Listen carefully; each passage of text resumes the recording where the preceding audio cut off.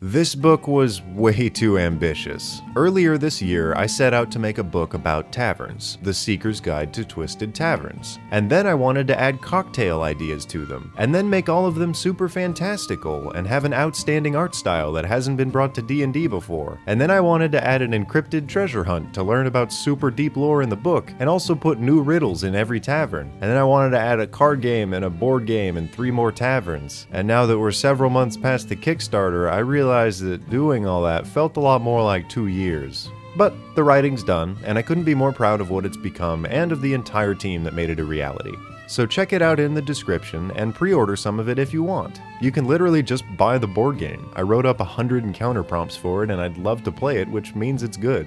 Enjoy the video. A while back, I designed a dangerous combat scenario for goblins, and then later kobolds, but I got to thinking recently just how dangerous a well-coordinated highway robbery might be. I mean, if kobolds can collapse a cavern and kill a level 20 party, and goblins can wrangle up a bunch of people, then I really gotta try to represent our own species well. So first off, let's design our villains. I'll go with 2d8 lackeys and 1 bandit captain, which could give us anywhere from 3 to 17 people.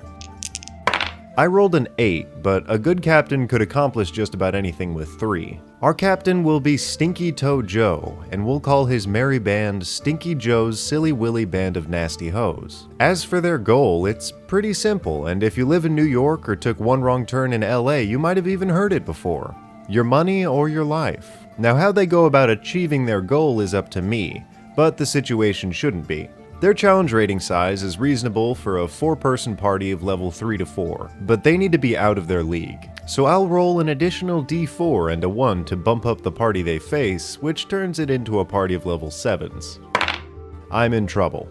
Well, let's grab some supplies, take some prep time, and then set the stage. These guys are supposed to be smart, so I'll say that they've made this part of the road their go-to spot. That being said, they hide everything in the brush around the path and only ever pick targets that look like travelers, someone who doesn't know the area and won't be returning to spread the word about their little gig. I've got my grocery list here and I painted this cute scene using Dungeon Scrawl, so let's put everything down. Caltrops, block and tackle, grappling hooks and ropes out the wazoo, a signal whistle, and a few comically simple gunpowder bombs. Because you know what, if we have cannons on boats, then we've unlocked gunpowder in this timeline, and it should be in D&D. I don't know why it isn't. It's kinda cooler than Alchemist's Fire in my opinion.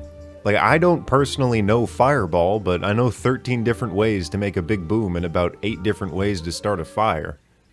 Don't call the police, just enjoy the video and don't come to my house or you're in for some Home Alone shit. Honestly, these could even be replaced with like sandbox tree fruits. So first things first, let's put all our actors on the stage.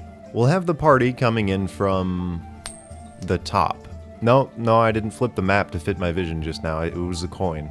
So our first actress will be the classic damsel in distress, propped up against this large rock with some pig's blood on her dress. The story here is that she and her lover were attacked in the woods directly across from where she sits, with her lover still in distress, and the gamble is threefold. Nobody should check her wound, nobody should look for an actual blood trail, and if someone magically heals her, then she has to change how she acts. She really has to sell the party to split up, asking someone to stay with her while the others search. If this plot fails, the backup plan is for the captain to come save her and pose as her lover. I mean, hey, even if they did lie, they haven't threatened anyone yet, so they'll just take 5, circle back, and wait for the next hit. But if this succeeds, Phase 2 is going to be a straight and honest threat, but with a bluff. The captain will approach during the party's search, politely tell them that they are surrounded, and ask for their gold. The surrounded bluff is played by only 2 other bandits on the ground and ropes looped through various treetops and bushes. Just give it a tug and you'll rustle like 10 more people than you actually are.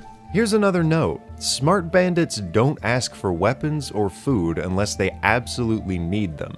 Leaving a traveler without a weapon is the same thing as leaving them dead, so a handful of coins avoids a fight and a lost member. Self-preservation is number 1 for humans, which is a little bit different than goblins and kobolds, but only an awful or unlucky bandit winds up dead in a situation that they created. Now that the demands have been made, they can be met, ending the scene. They can be negotiated, because in this captain's eyes, any gain is a lot better than a loss. Or we can fight. Anyone taking action against the captain causes a readied action to go off, a tree trunk slamming into the party that was rigged using a block and tackle, and the alarm whistle goes off with one long note. Hopefully, some of the party will be prone, and the others are still on the road, which gives the captain a chance to cut a nearby rope and ascend into the trees. The problem with level 7 parties is that they have certain spells and abilities that can pretty much one-shot just about anybody here, so distance and cover are our bandits' only strengths. They can't afford horses, so they picked a forested area to even the playing field. Instead, each of these bandits can exhaust a grapple hook use, dashing as a bonus action by being flung through the trees while launching crossbow bolts at the party. Back on the road, the damsel will only attempt to run, fleeing in the opposite direction to an area gut-loaded with traps ranging from rope triggers to pitfalls. She has one gunpowder bomb, and might use it to ignite someone in a successful pitfall, or cover her escape in a section of the woods that's safe to burn. If the party had a caravan or horses, she and one other bandit will quickly circle back for some quick loot during the fight. Back to the bandit battle in the woods, they're all rushing around an area previously laid entirely with caltrops while launching bolts in hard-to-follow patterns, directed by the captain's coded whistle blows. Against a level 7 party, they're going to lose 2 to 4 members unless they're both careful and lucky. But they're only careful, so after 2 goes down, the last bolt flies and the remaining members vanish into the brush. If the loss ends up being catastrophic, they will unload all of their powder bombs and scatter at high speeds, hoping that the caltrops will save their lives. And that's kinda it. The whole play-by-play might not change much in most situations because of how well coordinated it is. Try this out on your party, and keep in mind that 70 to 80 feet away is the safest place for a bandit to be. Their crossbow bolts can fly easily, and not a lot of spells can reach them. Thanks for watching.